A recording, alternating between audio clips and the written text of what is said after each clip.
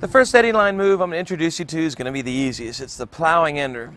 You've already done the plowing ender in flat water, and in fact the plowing ender on an eddy line, if you've got a good eddy line, can even be easier than that.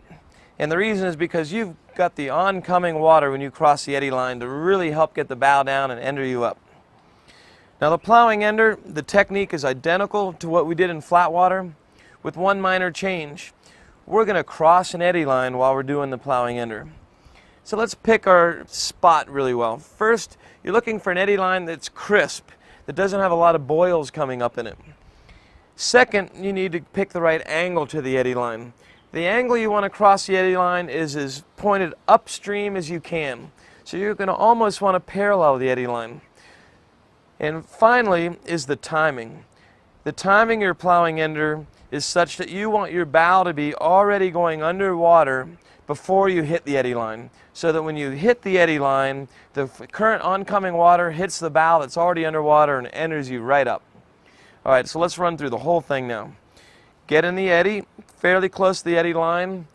Get your speed going, 5 or 6 hard strokes. Slow down, lean forward, take a couple strokes to get the bow under, and at that moment you should be crossing the eddy line.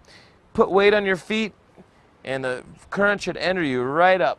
Go ahead and stand up your foot braces, look around, enjoy the view for a second, and then plop, you're in the water, roll up, catch the eddy, and do it again. Some common mistakes on the plowing ender for the eddy line, identical to flat water. Number one is not keeping your boat flat.